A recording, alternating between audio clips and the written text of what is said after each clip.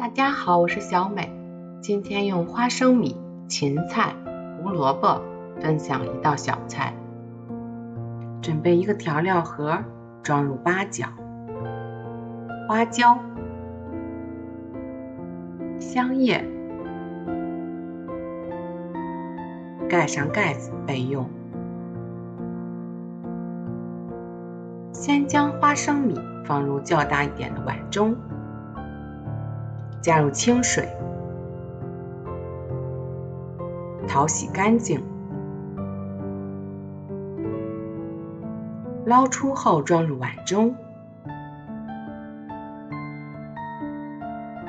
再把它倒入凉水锅中，加入调料盒，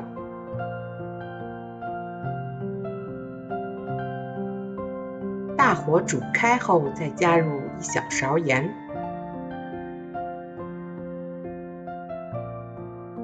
改小火再煮30分钟。再准备一个胡萝卜，中间先切开，再切成条，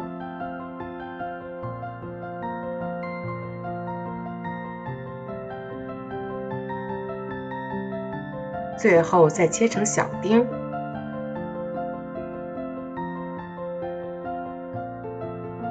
装入碗中备用。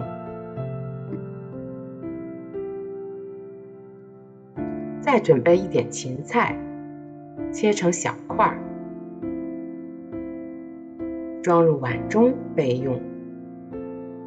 花生米已经煮好了，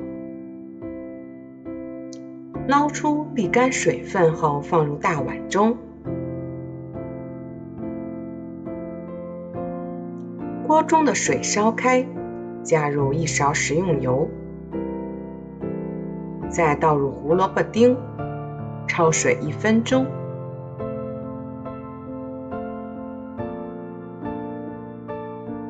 然后再加入芹菜丁，焯水20秒，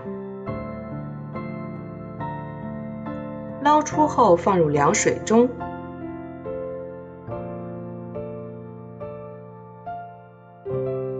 再捞出沥干水分，放入刚煮好的花生米中，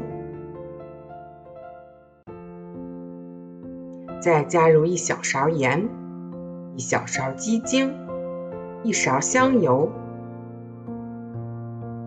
充分的搅拌均匀。喜欢吃辣的朋友还可以放些辣椒油，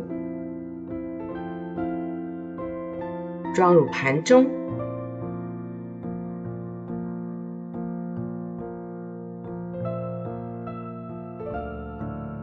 再撒上一些熟的白芝麻，装饰一下就好了。